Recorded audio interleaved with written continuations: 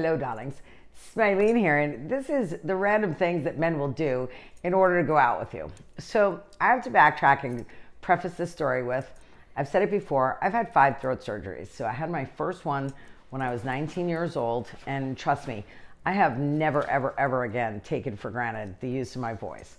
But what I do is every 3 to 5 years, I put myself into 3 days of silence, which you can only imagine that for somebody as chatty as me, to lose their voice at all, never mind 5 times for a week at a time, I really do make sure that I appreciate it. So I decided to go on a ski trip all by myself, Killington, Vermont, on the East Coast, great skiing. So I'm all by myself, and the only way to actually do this is to go away alone. So it's hard not to talk to people. If you stay at home, people will definitely come over, or the phone, whatever. So I go up to Vermont. I'm on my 3rd day. It was great skiing.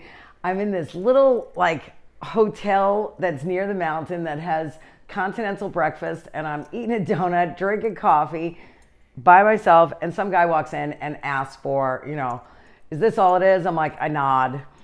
And then he has something else, and I point to the donuts, like I'm not talking at all. And then finally asks something else. So I look up, and this guy is smoking hot. I mean, smoking hot. So I'm like, oh my gosh, I hope I'm dressed okay. And meanwhile, I'm supposed to be in silence. Well, now he won't leave me alone. So I answer with 2-syllable words and then leave. And he's like, are you here by yourself? I'm like, yep. He's like, oh, did your friends ditch you? I'm like, no, came alone. Really brief. And then I just left. Well, next thing you know, he follows me out of there, and he's like, well, let's ski together then. I'm like, no, I'm good. I'm going to ski on my own. Well, this guy follows me all the way to the mountain. It was like a 15-minute drive probably. Well, now I'm a little freaking out because even though it was smoking hot, it's still really creepy weird that he followed me to the mountain. And he parks near me, and he keeps talking to me. I'm like, listen, you need to leave me alone. So now I'm getting a little nervous. I had my ski pass. I'm always pretty prepared. You know what I mean? So I just bolt straight to the lift line. Well, this guy had his pass too. So he is literally running after me, hops on the lift, talking to me the whole way. Now, 3 days of silence. This guy's killing it. But meanwhile, smoking hot. I can't help it. Seriously. Oh my gosh. He was so handsome. Well, he's chatting all the way up, and I'm thinking, how am I going to get rid of him? This is my day. I'm on my 3rd day. I'm sorry. I'm not spending it with some random person that I don't know, no matter how cute he is.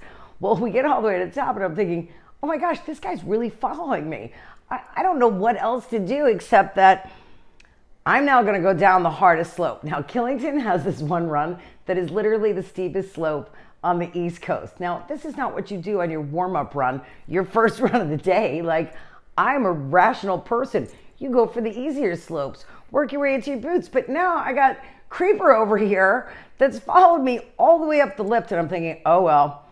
And like I said, I'm always prepared. So my boots are on. I'm not one of these people that fixes your stuff at the top. And I thought, that's it. I'm just diving over the side. I know I can do it. I shouldn't do it, but I know I can do it. Well, next thing I know, I hear screaming behind me. And I mean screaming. And I'm thinking, oh no, this poor bastard, he's probably hurt himself.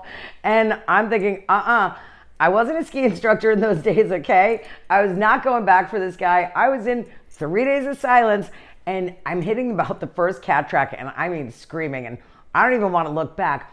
And next thing I know, this guy flies in front of me, skids to a stop, and he's like, oh my God, you could have killed me. I'm like, I couldn't have killed you. I didn't do anything. You're the crazy one to follow me down this run. And meanwhile, I am completely baffled that this guy can ski so well, that I had a head start, and he beat me down. Well, long and short, this guy ended up growing up in Italy. He was a phenomenal skier. He's like, you could have killed me. I'm like, I'm not the one chasing some crazy, strange woman down a mountain. Needless to say, we skied the whole rest of the day together. The fact that he was that great of a skier completely blew the 3rd day of silence. I'm sorry.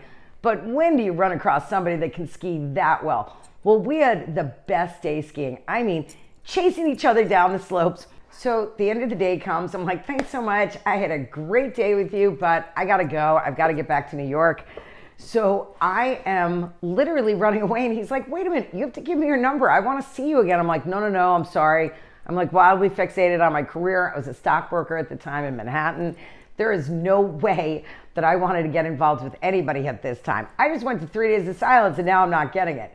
So no joke, I'm driving down the 95. I'm thinking, wow, this was a really great day. Nice guy, turned out to be good. I'm quiet the whole way. Next thing I know, beep, beep, beep, beep. I look over and there is this crazy guy.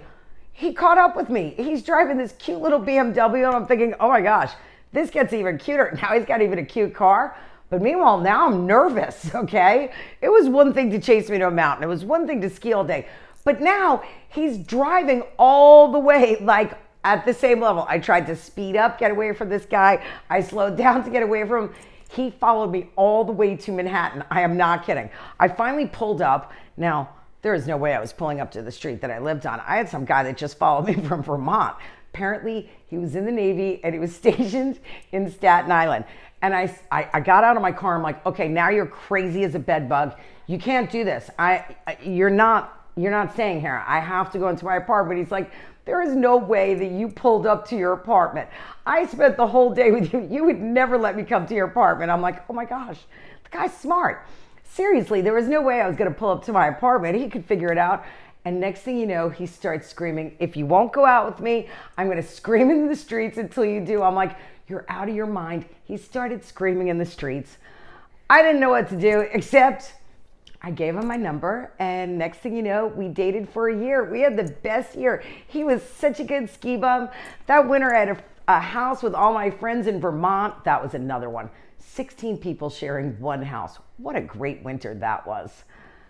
Dated him for a year. So you just never know the crazy things that a guy will do. And at that point, it was a 4-hour trip from Vermont. How could I say no?